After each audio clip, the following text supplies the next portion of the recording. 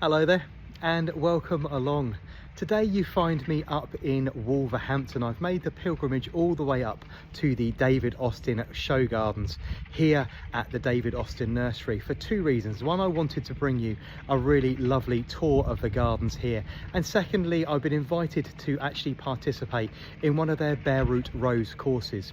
Courses run from the 1st to the 17th of November. They start at 10 AM, including a light breakfast for you. You then get a nice tutorial from one of the senior rose consultants here, telling you all the information you need to know about actually bringing on your bare root roses, how to plant, how to look after and how to water and care for your roses in the next coming weeks and months.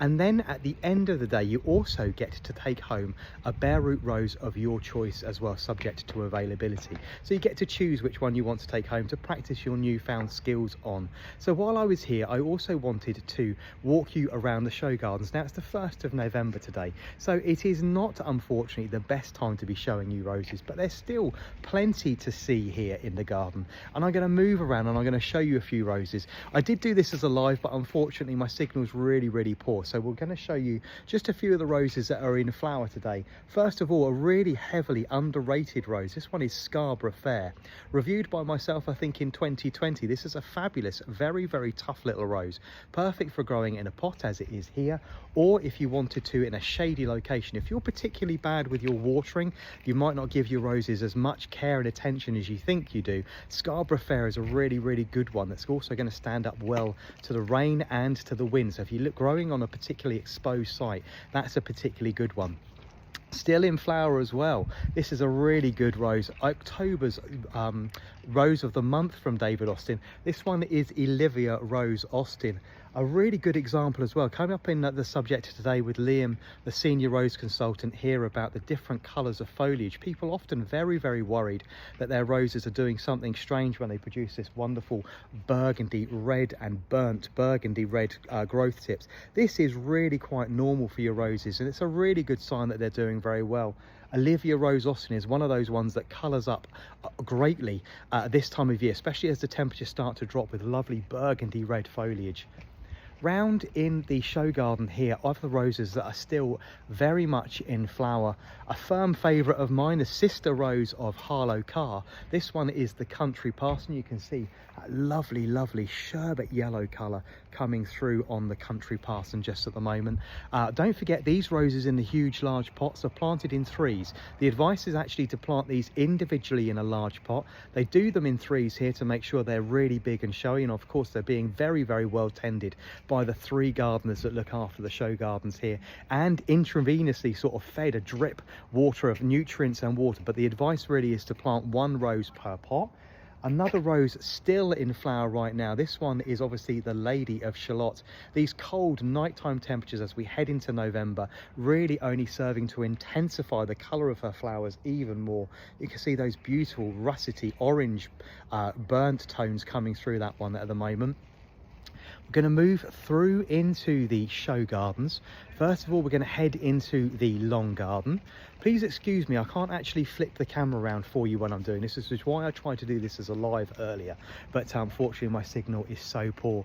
Not a huge amount to show you in the show gardens just now. Let's go into the lion garden first. So I've turned left, we're going off into the lion garden. It's so lovely to see so many three-dimensional structures here in the garden.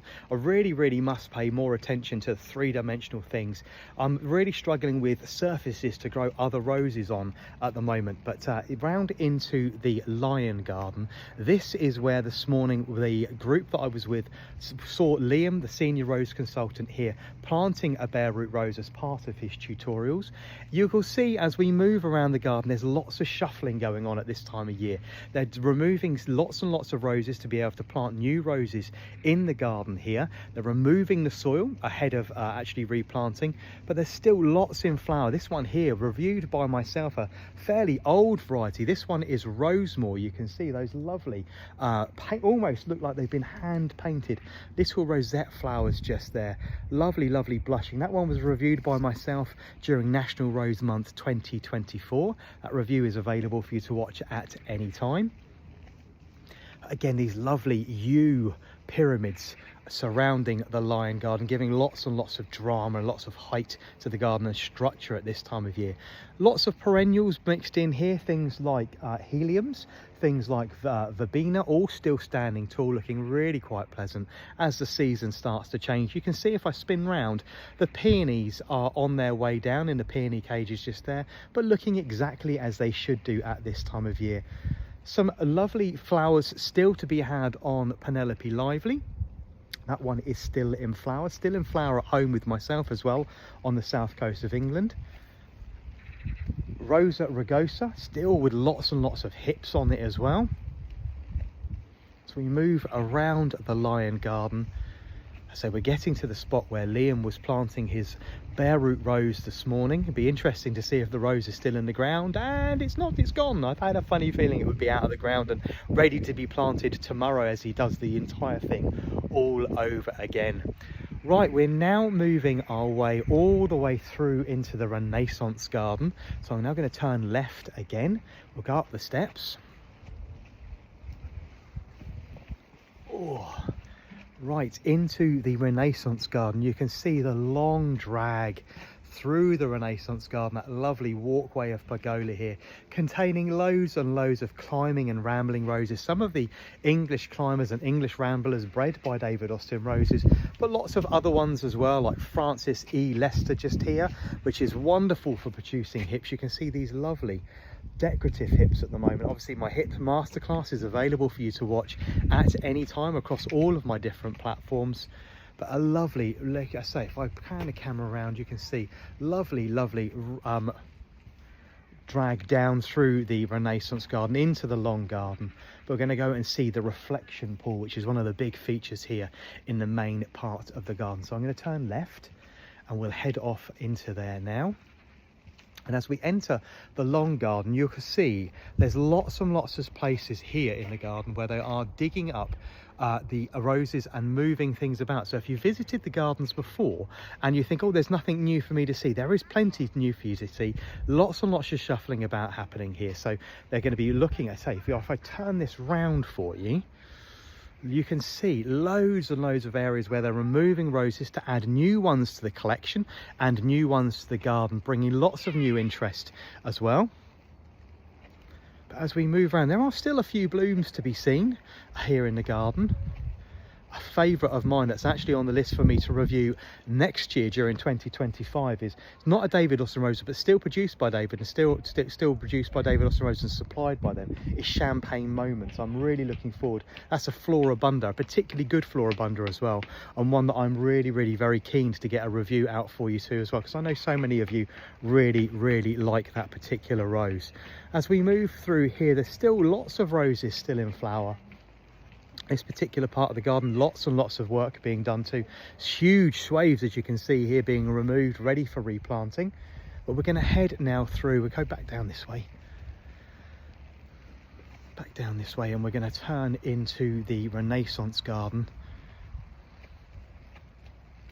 And there is the pool that you're all very familiar with seeing, with the pavilion behind, that lovely long water feature behind me. As we turn and move our way through, lots of lovely little pieces of sculpture through here, and we're going to tour our way through and just have a look at some of the other roses that are in flower just at the moment, including a former #1 rose for myself, Silas Marner, really only ever finding its feet at the very end of July into August. Still flowering now, Silas Marner, absolutely fabulous rose as well.